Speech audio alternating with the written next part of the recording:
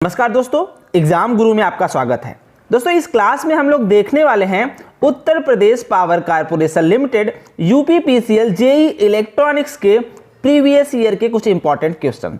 जी हाँ दोस्तों, इस क्लास में हम लोग देखने वाले हैं प्रीवियस ईयर के इंपॉर्टेंट क्वेश्चन और उसके साथ ही साथ जो दूसरे डिपार्टमेंट में जूनियर इंजीनियर के लेवल के जो क्वेश्चंस होते हैं वो भी इस क्लास में हम लोग देखने वाले हैं और उसके एक्सप्लेनेशन के साथ। और साथ ही साथ दोस्तों हम लोग ये भी देखेंगे कि उससे और क्या किस टाइप के क्वेश्चन पूछे जा सकते हैं, क्या क्या पॉसिबिलिटीज है। तो दोस्तों अगर आप मेरे चैनल पे नए हैं तो प्लीज़ मेरे चैनल को जरूर सब्सक्राइब कर लीजिएगा।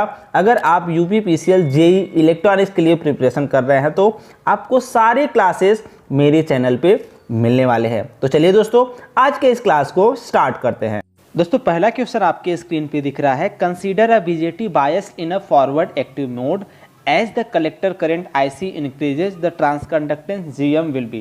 दोस्तों जैसा कि फॉरवर्ड ट्रांसकंडक्टेंस का फॉर्मूला हो जाता है बीजेटी के केस में GM equals to IC upon VT, IC upon VT, जहाँ पे VT क्या हो जाता है, थर्मल वोल्टेज हो जाता है, जिसकी वैल्यू VT की वैल्यू हो जाती है 26 मिली वोल्ट VT की वैल्यू होती है। नॉर्मली आपको ये चीज़ पता होता है और VT को आप ये भी लिख सकते हैं, VT इक्वल्स टू हो जाता है KT अपान Q, जो कि थर्मल वोल्टेज होता है, मीन्स ये वोल्टेज टेम्परेचर पे डिपेंड करता है।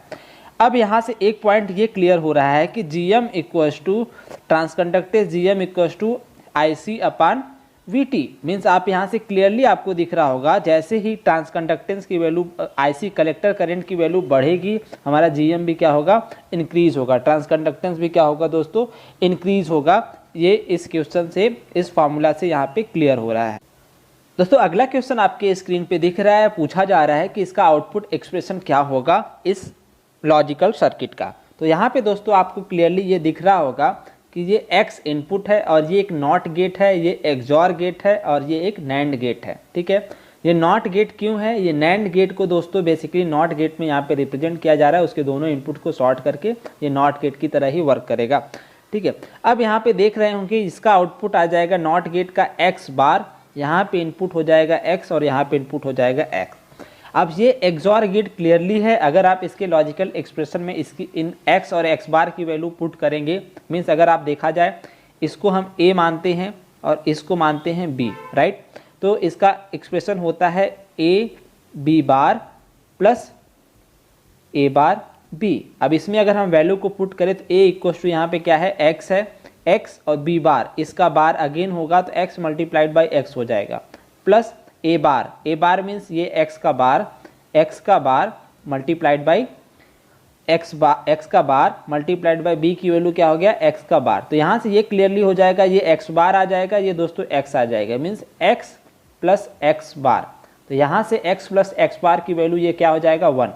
मीन्स ये आपको क्लियरली यहाँ पे समझ में आ रहा होगा कि इस एक्सॉर गेट का आउटपुट 1 आ जाएगा। ठीक है, इस एक्सॉर गेट का आउटपुट 1 आ जाएगा और अब इस नैंड गेट का आउटपुट हमें निकालना है। एक इनपुट इसका X है और एक इनपुट 1 है। तो दोस्तों बेसिकली देखा जाए ये नैंड गेट को अगर हम ब्रेक करें तो ये एंड गेट है, उसके बाद नॉट गेट अगर लगाते हैं तो ये क्या हो जाता है, नैंड गेट हो जाएगा। मीन्स इसका एक इनपुट 1 है, एक इसका इनपुट X है, राइट। तो 1 और X का एंड होगा दोस्तों, आउटपुट हमें क्या मिलेगा, X आउटपुट मिलेगा। फिर X का ये इन्वर्टर के थ्रू पास करेंगे तो यहाँ पे आउटपुट क्या आ जाएगा, X बार आ जाएगा। ये क्लियरली आपको समझ में आ रहा होगा। तो दोस्तों यहाँ से क्लियर ये है, ये पूरी सर्किट कुछ नहीं है, बस ये एक क्या है, इन्वर्टर है। पूरी सर्किट ये कुछ नहीं है, बस ये एक इन्वर्टर है। अगर इस पूरे सर्किट को रिप्लेस कर दिया जाए तो ये एक इन्वर्टर की तरह बिहेव कर रहा है इस सर्किट में, आपको ये क्लियरली समझ में आ रहा होगा। मीन्स यहाँ पे हमने इनपुट X दिया, हमें यहाँ पे आउटपुट क्या मिला, X बार मिला। तो ये क्या हो गई, पूरी सर्किट एक इन्वर्टर की तरह बिहेव करे। तो दोस्तों इसका आंसर क्या हो जाएगा, इसका आंसर हो जाएगा X बार। ये क्लियरली आपको समझ में आ गया होगा। चलिए दोस्तों देखते हैं अगला क्वेश्चन। दोस्तों अगला क्वेश्चन आपके स्क्रीन पे दिख रहा है, without any additional circuitry 16x1 multiplexer से हम कितने नंबर ऑफ बुलियन फंक्शंस बना सकते हैं, कितने वेरिएबल के। तो दोस्तों मैंने ये आपको बताया था डिजिटल इलेक्ट्रॉनिक्स पढ़ाते टाइम, अगर 2 to the power n cross 1 type के मल्टीप्लेक्सर हैं। तो दोस्तों इससे हम सभी n वेरिएबल के फंक्शन एक्सप्रेस कर सकते हैं और कुछ n+1 वेरिएबल के फंक्शन एक्सप्रेस कर सकते हैं। लेकिन अगर इसके साथ एक additional circuit not gate present हो तो सभी n गेट भी एक्सप्रेस कर सकते हैं और सभी n+1 भी एक्सप्रेस कर सकते हैं। तो दोस्तों यहाँ पे 16x1 दिया गया है, मीन्स 2⁴ क्रॉस 1 मल्टीप्लेक्सर दिया गया है। मतलब ये क्लियर है और कोई एडिशनल सर्किटरी नहीं दी गई है। मतलब इससे हम 4 वेरिएबल के सारे फंक्शन को एक्सप्रेस कर सकते हैं और कुछ 5 वेरिएबल के एक्सप्रेस कर सकते हैं। लेकिन अगर इसके साथ एक नॉट गेट दिया होता तो सभी 4 के भी एक्सप्रेस कर सकते थे, सभी 5 के भी एक्सप्रेस कर सकते थे। तो दोस्तों ऑप्शन में दिया हुआ है all Boolean function of 4 variable. इससे हम बहुत ही इजीली क्या कर सकते हैं, कन्वर्ट कर सकते हैं, एक्सप्रेस कर सकते हैं सारे फंक्शंस को। दोस्तों अगला क्वेश्चन आपके स्क्रीन पे दिख रहा होगा, द वैल्यू ऑफ RL। इस RL की वैल्यू निकालनी है अगर मैक्सिमम पावर ट्रांसफर हो रहा है इस सर्किट के थ्रू। तो दोस्तों मैक्सिमम पावर ट्रांसफर होने के लिए इस RL की वैल्यू इसके थेवेनिन रेजिस्टेंस के बराबर होनी चाहिए।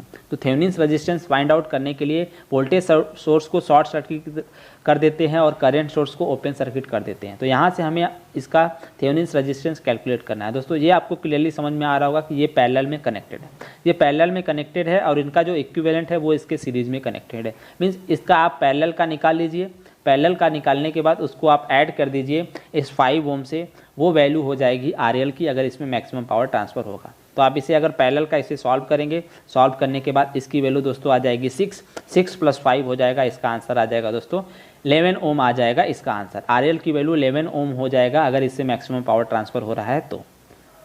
दोस्तों अगला क्वेश्चन आपके स्क्रीन पे दिख रहा है, in a silicon PN junction diode with large forward bias current is dominated by diffusion current outside the depletion reason.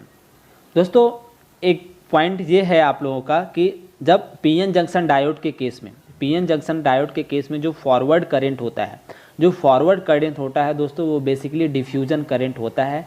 इसको आप याद रखिएगा, ये डिफ्यूजन करंट होता है। और जो रिवर्स करंट होता है दोस्तों वो ड्रिफ्ट करंट होता है। दोस्तों डिफ्यूजन क्या होता है, डिफ्यूजन आपको पता है कि हायर कंसंट्रेशन से लोअर कंसंट्रेशन की तरफ जो भी वैल्यू जाती है उसी को क्या कहते हैं, डिफ्यूजन कहते हैं। तो जो फॉरवर्ड करंट होता है उसमें डायोड में वो डिफ्यूजन करंट होता है और जो रिवर्स करंट होता है दोस्तों वो ड्रिफ्ट करंट होता है। इस पॉइंट को आप याद रखिएगा। ड्रिफ्ट करंट बेसिकली होता क्या है, ड्रिफ्ट मतलब क्या होता है, किसी चीज़ को फोर्स करना। तो जो रिवर्स करंट हमको मिलता है डायोड के केस में वो फोर्सफुली जो चार्ज इंड्यूस होता है उससे जो करंट निकलता है वो ड्रिफ्ट करंट कहलाता है। तो ये पॉइंट याद रखिएगा।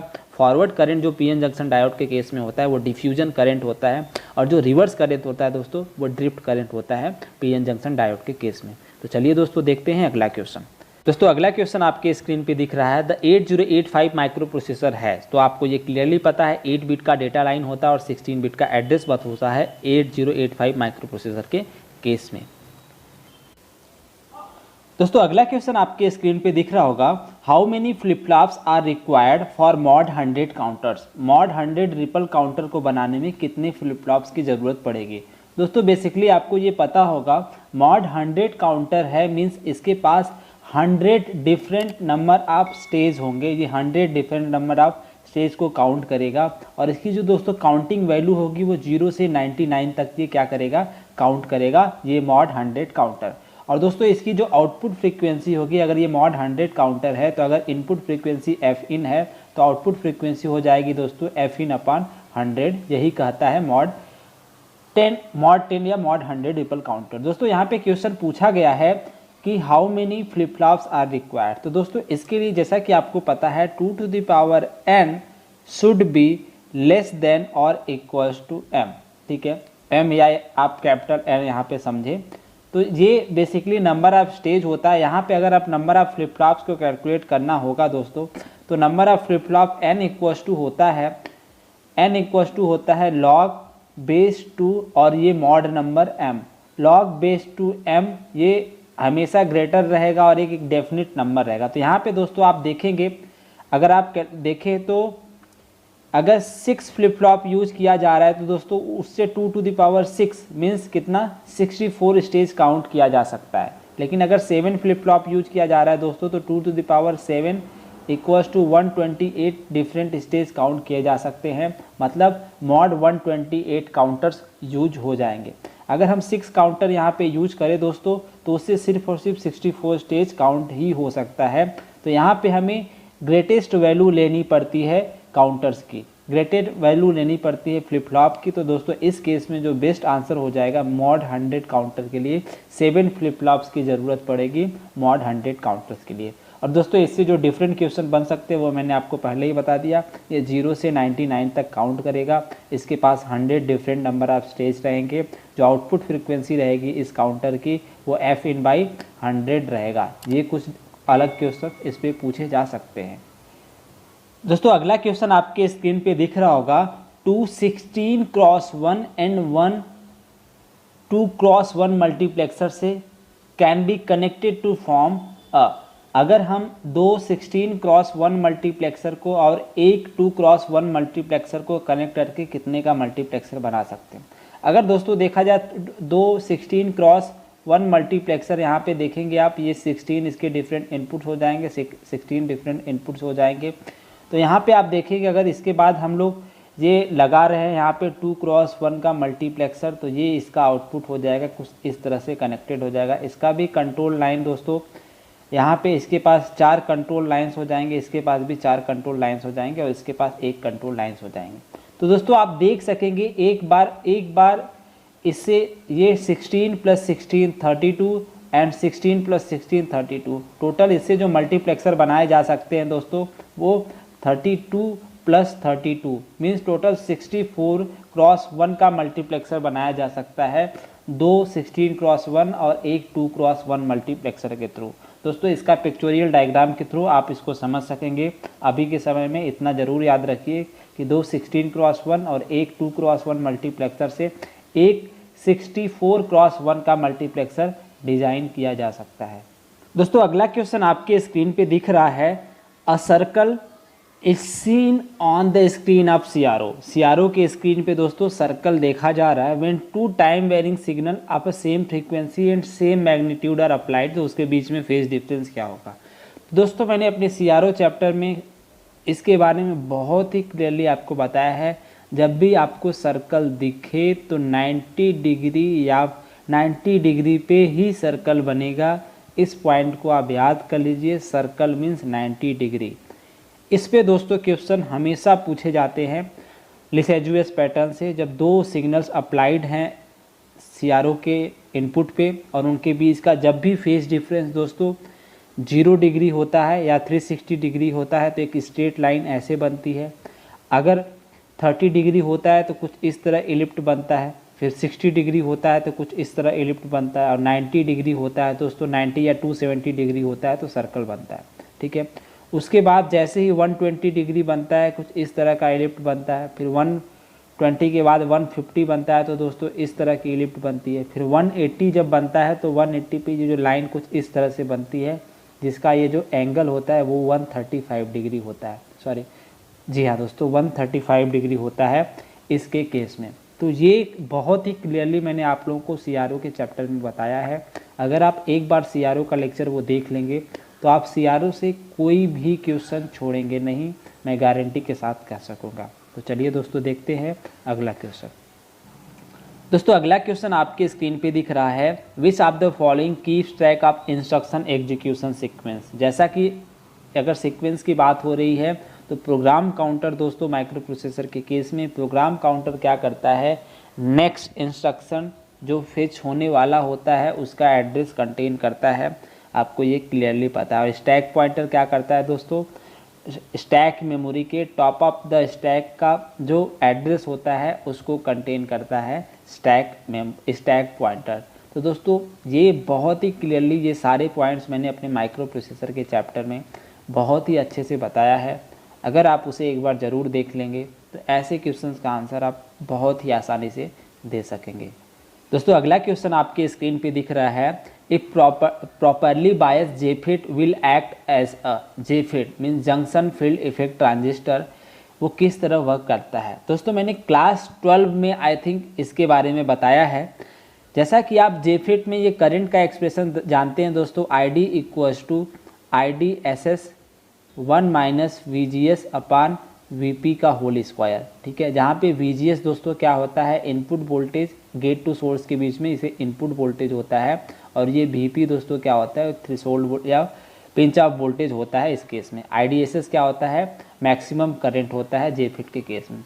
तो दोस्तों इस एक्सप्रेशन में आप देख रहे होंगे जो आउटपुट करंट आईडी है वो कंट्रोल हो रहा है या फिर वो डिपेंड कर रहा है, किस पे डिपेंड कर रहा है दोस्तों, इनपुट वोल्टेज वीजीएस पे। इनपुट वोल्टेज वीजीएस पे डिपेंड कर रहा है ये आउटपुट करंट।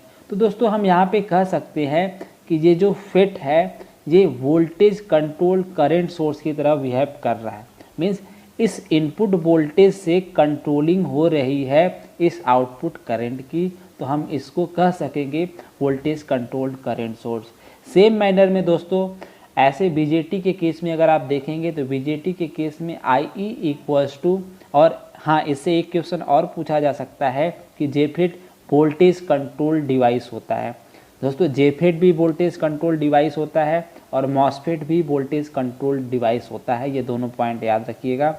और मॉसफेट भी दोस्तों वोल्टेज कंट्रोल करंट सोर्स की तरह बिहेव करता है, क्योंकि आपने मॉसफेट के भी केस में आई डी इक्वल्स टू देखा होगा 1/2 mu N C naught X into W by L, bracket में नेक्स्ट ब्रैकेट में V G S minus V P V T का होल स्क्वायर। जो भी हो उस एक्सप्रेशन में आपको ये क्लियरली होगा कि जो आउटपुट करंट है वो कंट्रोल हो रहा है किसके थ्रू, इनपुट अप्लाइड वोल्टेज के थ्रू कंट्रोल हो रहा है, तो इसलिए वो भी क्या है, वोल्टेज कंट्रोल्ड डिवाइस होता है और voltage control current source MOSFET भी होता है। और दोस्तों बात करें अगर हम बीजेटी की, तो बीजेटी के केस में आपने देखा होगा आई ई इक्वल्स टू होता है आई सी प्लस आई बी, आई सी प्लस आई बी, जहाँ आई सी क्या है कलेक्टर करंट, आई बी बेस करंट और आई ई इमीटर करंट। दोस्तों यहाँ पे आप देख रहे होंगे ये जो आउटपुट करंट है, इमीटर करंट है, ये कंट्रोल हो रहा है इनपुट करंट से, किसके, base current and collector current के थ्रू कंट्रोल हो रहा है।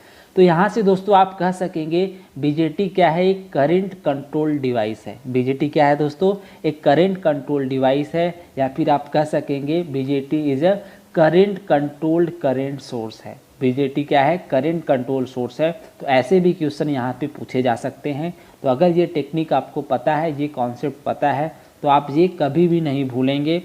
आप इसका आंसर जब भी पूछा जाएगा तो आपको ये टेक्निक ज़रूर आपके माइंड में आएगा और आप उसका आंसर दे सकेंगे। ऐसे ही हर एक सर्किट्स के लिए आप अप्लाई कर सकेंगे कि वो वोल्टेज कंट्रोल्ड है कि करंट कंट्रोल है, उसके मेन इक्वेशन से आप पता कर सकेंगे। तो दोस्तों मैं आशा करता हूँ कि ये कॉन्सेप्ट आप लोगों को समझ में आया होगा। अगर इससे कुछ भी क्वेश्चन पूछा जाएगा तो आप उसका आंसर बहुत ही आसानी से ज़रूर देंगे। दोस्तों अगला क्वेश्चन आपके स्क्रीन पे दिख रहा होगा कि mod 4 counter will count. Mod 4 counter दोस्तों कहाँ से कहाँ तक काउंट करेगा, 0 से लेके 3 तक काउंट करेगा, जैसा मैंने कि मॉड 100 काउंटर के बारे में बताया था। मैंने ये भी बोला था कि इस पे इस टाइप के भी क्वेश्चन पूछे जा सकते हैं। तो दोस्तों इससे और किस टाइप के क्वेश्चन पूछे जा सकते हैं, पहला मॉड 4 काउंटर में 4 डिफरेंट स्टेज होंगे और जो कि 0 से 3 तक ये काउंट करेगा मॉड 4 काउंटर, और इसकी जो आउटपुट फ्रीक्वेंसी होगी दोस्तों वो इनपुट फ्रीक्वेंसी का डिवाइडेड बाई 4 हो जाएगा, क्योंकि ये 4 डिफरेंट स्टेज को काउंट करता है। और इसमें दोस्तों कितने नंबर ऑफ फ्लिप फ्लॉप्स लगेंगे मॉड 4 काउंटर में, जैसे 2 to the power 2 equals to 4 log base two 4, means इसमें दोस्तों 2 फ्लिप फ्लॉप की ज़रूरत होगी मॉड 4 काउंटर को बनाने में। और मॉड 4 काउंटर का जो सीक्वेंस होगा दोस्तों 0 0 0 1 1 0 एंड 1 1। आप देख रहे हैं यहाँ पे 4 डिफरेंट स्टेजेस है, इसलिए इसको मॉड 4 काउंटर बोला जाता है। तो दोस्तों ऐसे ही क्वेश्चन एग्जामिनेशन में पूछे जाते हैं। मैं जो एक्स्ट्रा कॉन्सेप्ट बताता हूँ उससे रिलेटेड जो कॉन्सेप्ट बताता हूँ, इसका मतलब ये है कि वो कॉन्सेप्ट या उस कॉन्सेप्ट पे बेस पे कहीं ना कहीं क्वेश्चन पूछे गए हैं, तभी मैं वो आप लोगों को बताने की कोशिश करता हूं। दोस्तों अगर ये क्लास आप लोगों को पसंद आ रहा हो तो प्लीज़ इस क्लास को ज़रूर लाइक करिएगा, और अगर आप मेरे चैनल पे नए हैं तो इस चैनल को भी सब्सक्राइब जरूर कर लीजिएगा। और दोस्तों अगर आपका कोई सजेशन हो, कोई फीडबैक हो, तो आप उसे कमेंट सेक्शन में ज़रूर बता सकते हैं। मुझे खुशी होगी आप लोगों का फीडबैक और सजेशन जान करके। और जैसा कि दोस्तों आप लोगों को भी पता है, ये क्लास मैं अपने मोबाइल के स्क्रीन रिकॉर्डर से बनाता हूं, तो उतना बेटर तरीके से आप लोगों को रिप्रेजेंट नहीं कर पाता, उसके लिए माफ़ी चाहता हूं। लेकिन दोस्तों अगर आप लोग मुझे सपोर्ट करना चाहते हैं ताकि मैं और बेटर तरीके से कुछ टूल्स खरीद सकूं और मैं बेटर तरीके से क्लास को पढ़ा सकूं, क्लास को रिप्रेजेंट कर सकूं। तो दोस्तों मैंने अपना UPI ID डिस्क्रिप्शन में दे दिया है, आप वहां से जा करके आप मुझे सपोर्ट कर सकते हैं ताकि मैं कुछ टूल्स ले सकूं और बेटर तरीके से क्लास को रिप्रेजेंट कर सकूं। दोस्तों ये कंपलसरी नहीं है, अगर आप करना चाहते हैं तो ये कोई भी ऐसा नहीं मैंडेटरी नहीं है। अगर आप करेंगे तो मुझे खुशी होगी और मैं जल्द से जल्द कुछ टूल्स ले सकूंगा और बेटर तरीके से आप लोगों के लिए क्लास लेके आ सकूंगा। तो चलिए दोस्तों मिलते हैं अगले क्लास में, तब तक के लिए अपना और अपनों का ख्याल रखिएगा। धन्यवाद दोस्तों।